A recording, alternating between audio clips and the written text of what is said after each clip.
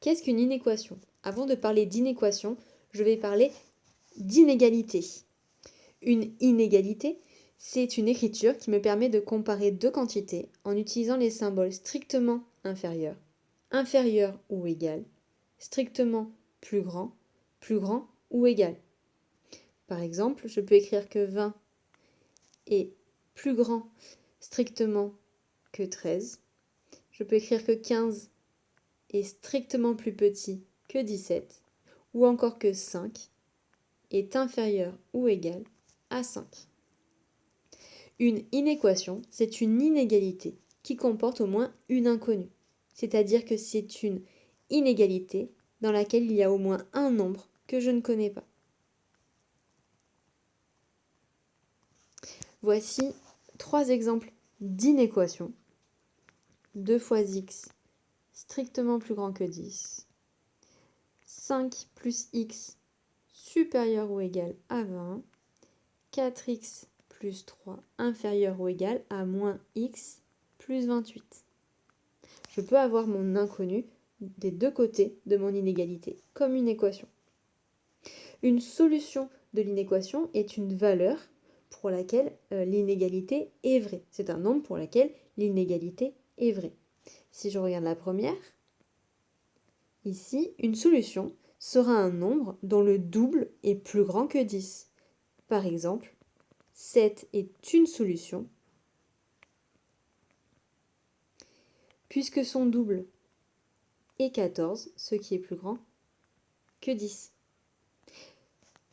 Je vois bien que 8 est aussi une solution puisque son double est 16. 9 est une solution puisque son double est 18. Donc quand on me demande de résoudre une inéquation, on me demande de trouver toutes les solutions possibles. Pour tester si un nombre est solution, eh bien, je vais remplacer mon inconnu par ce nombre. Donc pour tester si 7 est une solution, je vais remplacer x par 7. Je calcule. Comme mon résultat n'est pas plus petit que 15, mais au contraire plus grand, 7 n'est pas une solution.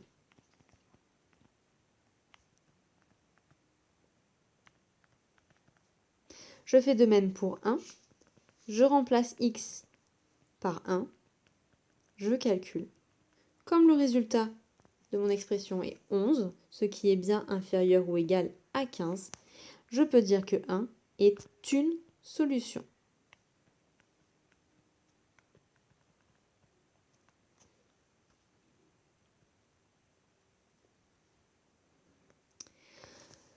En fait, mon inéquation, x plus 10 inférieur ou égal à 15, admet une multitude de solutions. On a dit que 1 était solution, puisque le résultat est 11, ce qui est bien plus petit ou égal à 15. Mais 2 sera aussi une solution, puisque je vais trouver 12. 4 est aussi une solution, puisque je trouverai 14. 5 est aussi une solution, puisque je trouverai 15. En revanche, 6 n'est pas une solution, puisque je trouverai 16, ce qui est plus grand que 15. J'ai testé des nombres entiers, mais j'aurais pu tester avec des nombres décimaux. 4,5 est une solution, puisque je trouve 14,5. Moins 2 est une solution, puisque je trouve 8. On voit bien sur mes essais, en fait, que toutes les solutions sont les nombres plus petits que 5. Moins 2, 1, 2, 4, 5. Ce qui se comprend bien, puisque si je choisis un nombre plus petit que 5 et que j'ajoute 10, je trouverai forcément quelque chose de plus petit que 15. Donc pour écrire que toutes mes solutions sont les nombres plus petits que 5, j'écris x plus petit ou égal à 5. Puisqu'on accepte 5, puisque c'est ce qui nous permet de tomber pile poil sur 15. Une fois que j'ai écrit ça, je représente mes solutions sur une droite graduée, sur laquelle je place la solution 5. Pour dire que j'accepte tous les nombres plus petits que 5, ce sont donc tous les nombres qui sont à gauche de 5, puisque j'aurai ici 4, 3, 2, 1, ainsi de suite. Et pour dire que j'accepte 5 comme solution, je vais placer un crochet sur le 5, tourner vers la couleur, donc tourner vers les solutions.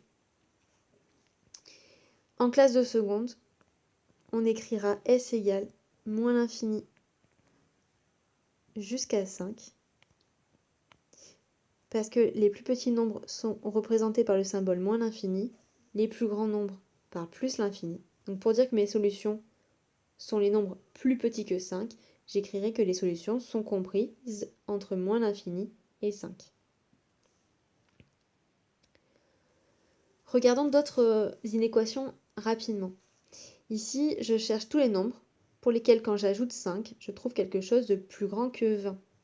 On voit bien ici que les solutions sont les nombres plus grands que 15, puisque 15 plus 5 me donnera 20. Si je teste avec 16, je trouverai 21, ce qui est aussi une solution. 17 fonctionnera puisque je trouverai 22, et ainsi de suite. Donc toutes mes solutions seront les nombres plus grands ou égaux à 15. Une fois que j'aurai écrit cette ligne, je représente mes solutions sur une droite graduée sur laquelle je place 15. Comme mes solutions sont les nombres plus grands que 15, ce sont donc les nombres qui sont à droite. Et comme j'accepte 15 comme solution, je place dessus un crochet tourné vers l'intérieur, vers les solutions. En classe de seconde, on écrira que les solutions sont comprises entre 15 et plus l'infini. Si je reprends mon inéquation du début, je cherche tous les nombres dont le double est strictement plus grand que 10. On a vu qu'on acceptait 7 puisque son double est 14. On accepte 6 puisque son double est 12. On acceptera 5,5 puisque son double est 11. On n'acceptera pas 5, par contre, puisque son double est exactement 10.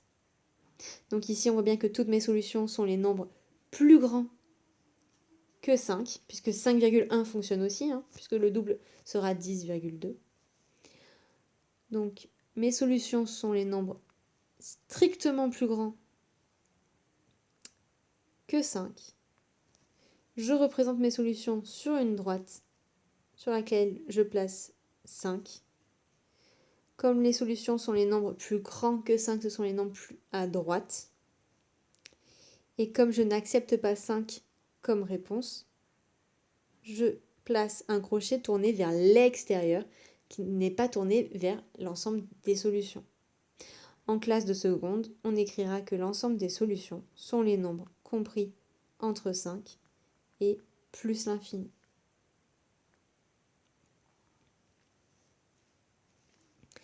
Le crochet le crochet du côté de l'infini sera toujours tourné vers l'extérieur puisque l'infini n'est pas un nombre, il représente des nombres. Et le crochet du côté du 5 sera en fait le crochet que j'aurai placé sur ma droite graduée. Donc si je n'accepte pas 5 comme solution, le crochet sera tourné vers l'extérieur. Si j'accepte 15 comme solution, le crochet sera tourné vers l'intérieur.